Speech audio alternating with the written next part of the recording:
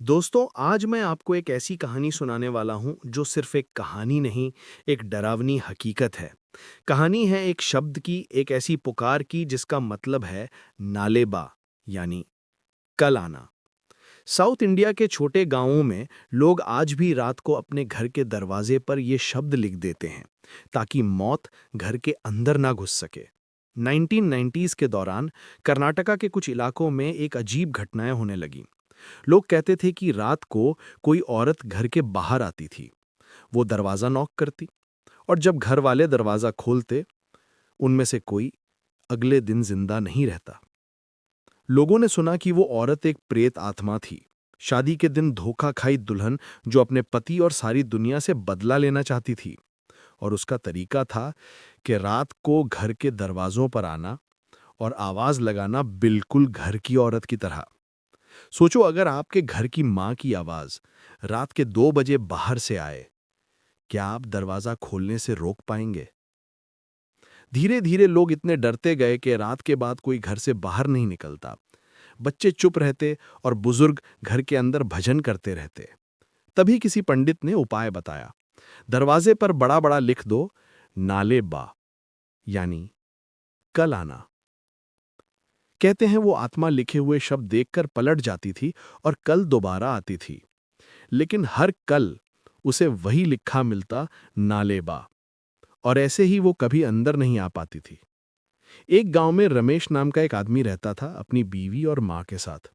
गांव में रात को लोग छत्ता खोल के चलने से डरते थे, क्योंकि कहते थे कि अगर उसने तुम्हें देखा तो तुम कभी वापस नहीं आओगे। एक रात रमेश ने अपनी मां को कहा, मां, ये सब अंधविश्वास है, कोई भूत प्रेत नहीं होता। मां बोली, बेटा मजाक मत करो, अगर कुछ सुना हो तो दरवाजा मत खोलना। उस रात बारिश बहुत तेज थी, बिजली चमक रही थी, और रात के 2 बजे एकदम से दरवाजे पर नॉक नॉक नॉक। एक कोमल सी आवाज आई, रमेश, बेटा दरवाजा खोलो, मैं हूं, तुम्हारी मां। रमेश की मां तो उस वक्त उसके बगल में सो रही थी। वो झट से उठ गई और ठंडी पड़ गई। बाहर से आवाज आती रही, बेटा दरवाजा खोलो, मैं भीग गई हूं। रमेश ने डरा हुआ पूछा, कौन हो तुम? बाहर से आवाज बदल गई। अब वो खतरनाक सी औरत की आवाज बन गई, मैं वो हूं जो तुम सबको लेकर जाऊंगी, दरवाजा खोलो रमेश। मां चीख उठी, नाले बा लिखो बेटा, जल्दी करो। रमेश ने कांपते हाथों से चौक उठाई और दरवाजे पर बड़ा बड़ा लिख दिया, नाले बा। अगली ही पल सब आवाज बंद हो गई। बस एक तेज हवा चली और सब सन्नाटा। अगली सुबह रमेश ने दरवाजा खोला और देखा कि मिट्टी पर गहने गिरे हुए हैं, पुराने शादी के गहने, जिन पर खून के दाग थे। तभी गांव के पंडित ने कहा, वो दुल्हन अपने गहने लेकर आई थी, लेकिन दरवाजे पर लिखे शब्द ने उसे रोक दिया।